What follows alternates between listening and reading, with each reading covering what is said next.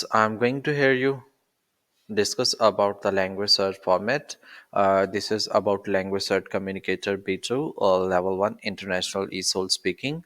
Here's a practice paper 1 in which I am going to tell you the format of this paper. In this paper, there is a two persons. The one is interlocutor, which is the examiner, and the other one is the candidate. And this speaking consists of only 13 minutes.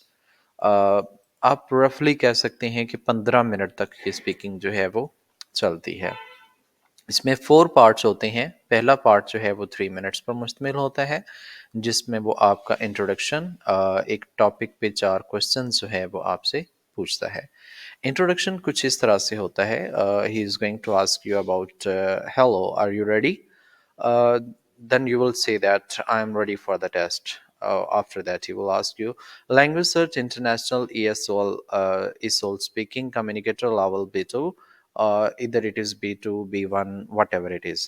And the given date, whatever, like that, today is the 9/12, 2025. Then he can say to you that it is 9th of January 2025. तो आपका पूरा name जो भी होगा वो बोलेगा और exam begins. उसके बाद वो कहेगा hello my name is Ali Arshad या whatever his name is, इधर it is Elia, Jaun Elia, whatever it is. So can you spell your family name for me please. तो वो आपसे आपका फैमिली नेम पूछेगा। देखिए, एक कंप्लीट नेम है, उसका जो दूसरा पार्ट होता है, लास्ट नेम जो होता है वो उसका फैमिली नेम कंसिडर होता है। तो यहाँ पे जैसे कि एक पर्सन का नाम जो है वो सहाफ़ सिद्दीक है, तो उसका फैमिली नेम सिद्दीक होगा। अगर इनामुल हक है तो उसका नेम जो है से फैमिली नेम ULHAQ होगा। तो उसकी वो स्पेलिंग बताएगा, लाइक सिद्दीक के SIDDIQUE। इसमें आप डबल का वर्ड जो है वो यूज़ नहीं करेंगे। He will say you that thank you, where are you from? So you can tell I'm from Pakistan, India, yeah, whatever your country is. Then he will say you thank you. Now part one, I'm going to ask you some questions about yourself and your ideas.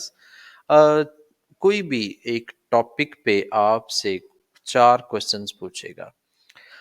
That may be friendship, layer, या कोई भी topic हो सकता है, public transport हो सकती है, foreign language ability हो सकती है।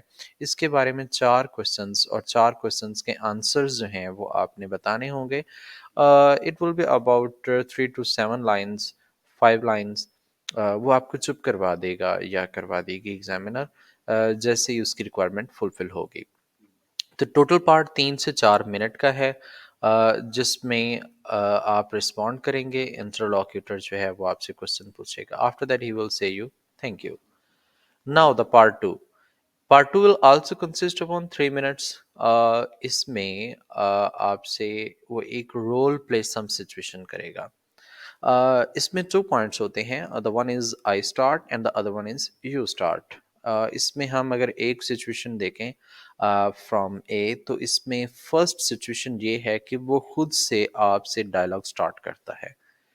जैसे कि वो आपसे ये कहता है कि I am your neighbour, I start hello my name is Elia, I have just moved in next door. तो ऐसे ही जैसे आप किसी से मिलते हैं तो आप कोई बातचीत शुरू करते हैं। That is the first part. We are flatmate, you don't really want to go out tonight, I start oh come on will be late if we don't go soon. तो दिस इज लाइक जस्ट कि अगर हम बात करें इसमें charger होगा। अगर हम बात करें कोई भी सिचुएशन है लाइक दैट फ्लैटमेट्स की है, या फिर हम क्यू में हैं, कैफेटेरिया में हैं, ठीक है। तो अब इसमें वो आपसे डायलॉग खुद से स्टार्ट कर रहा है, तो ये आई स्टार्ट वाली सिचुएशन जो है वो इसमें कंसिडर होगी। आई स्टार्ट वाली सिचुएशन इसमें कंसिडर होगी। तो या तो फिर एक तो वो आई स्टार्ट है और दूसरा कौन सा होगा, यू स्टार्ट।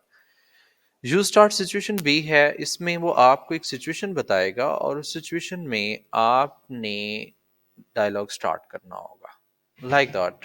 आपसे वो कहता है कि you are just leaving my party and realise you don't have enough money to get a taxi home, कि आप मेरी पार्टी छोड़ के जा रहे हैं, आपने ये रियलाइज किया कि आपके पास टैक्सी के पैसे नहीं हैं।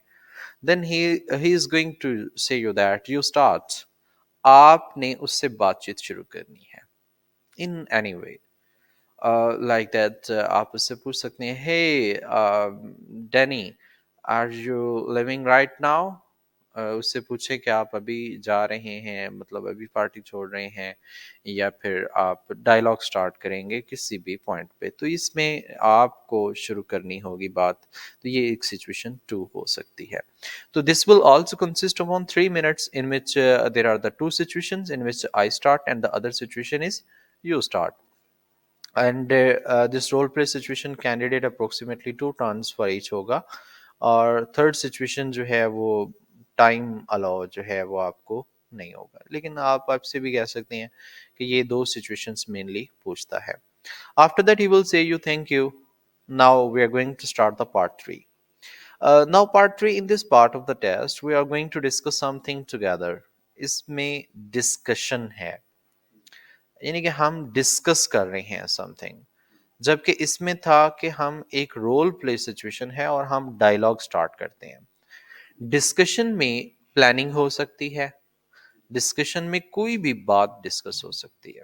इसमें 20 सेकेंड्स प्रिपरेशन टाइम होता है, और रिमेनिंग आपसे वो उस पॉइंट पे क्वेश्चन पूछता है। स्टूडेंट्स, इसमें ये एक कार्ड आपको दिया जाता है या एक चार्ट्स आपको मिल जाता है जिसमें पॉइंट्स मेंशन है, जैसे फर्स्ट 2 वीक्स है, लोकेशन ये है, ट्रांसपोर्ट ये है, and this is interlocutor task sheet.